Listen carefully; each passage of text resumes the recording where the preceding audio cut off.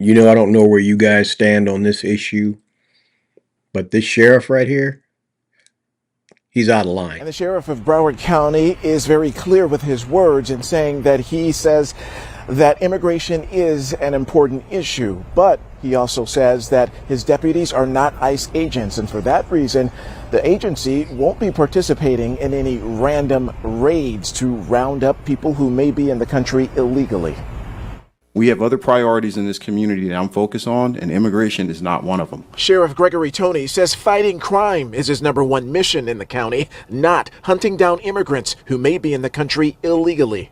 I don't care what country you're from. If you commit a crime in this country or commit a crime in this county, I'm coming for you. The comments were made at a county budget meeting earlier this week, prompted by a question on immigration from a county commissioner, all following those images we've seen across the country in recent months. Surprise raids landing undocumented immigrants into the custody of ICE. The sheriff's position differs from the Trump administration, which reinstated the federal 287G Act that allows aggressive immigration enforcement. And it differs from Governor DeSantis' position, who signed an immigration crackdown bill earlier this year, part of which is now tangled up in the courts. Florida's been leading the way. We've got more of these 287G certifications, which is a federal statutory authority that allows our state law enforcement to assist the federal government.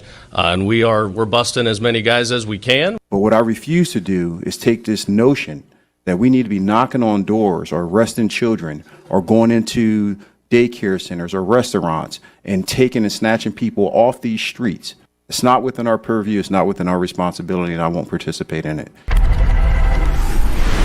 And it's unclear tonight how the governor's office is receiving this message from the sheriff.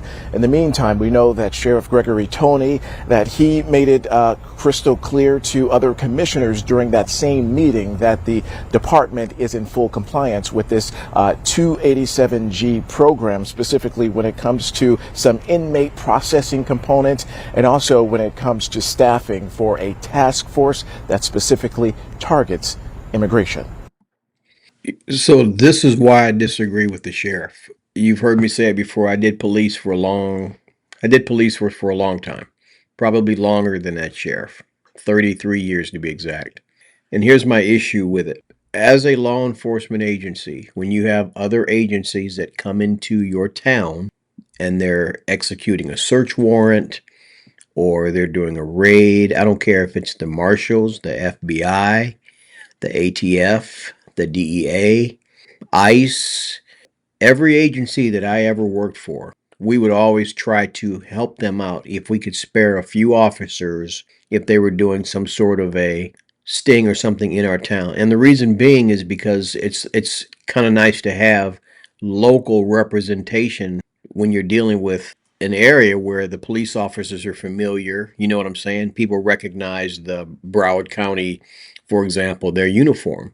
So for him to say he's not going to support them at all, like snatching kids up and doing all this, I'm sorry. So if there's a guy who is selling serious drugs out of his house and you go to raid the house and there's men, women, and children, you're not going to snatch the men, women, and children out of that house? What's the difference? So I think he's over sensationalizing it, because I'm telling you right now, if I'm that sheriff, yeah, do I understand that Broward County probably got a lot more issues going on? Yes, I'm sure they do. And I'm sure a lot of those issues are probably caused by some of these illegal immigrants that are living in that state. But here's my issue with it, and I'm going to get off here. When I worked in law enforcement, if ICE came to me as the police chief and said, hey, we're doing a raid over here at this apartment complex, can you spare a couple offers to assist us with perimeter or something else? I would do it. That's just what you do. It's a brotherhood. You scratch each other's back.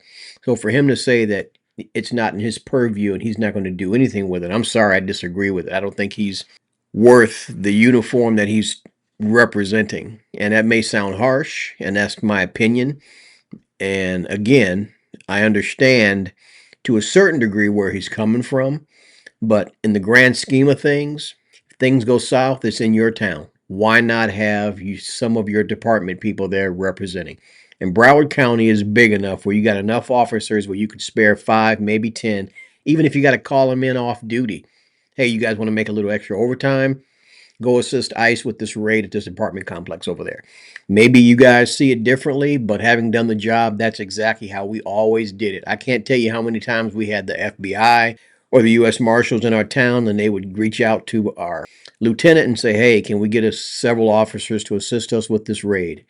We would do it all the time. So I don't get where this sheriff is coming off. And like it's the article I saw said that he was threatened by the attorney general that he would lose his job. I'm sorry. Good. You deserve to lose your job. To me, it's like dereliction of duty when you're a law enforcement agency and you will not assist another law enforcement agency.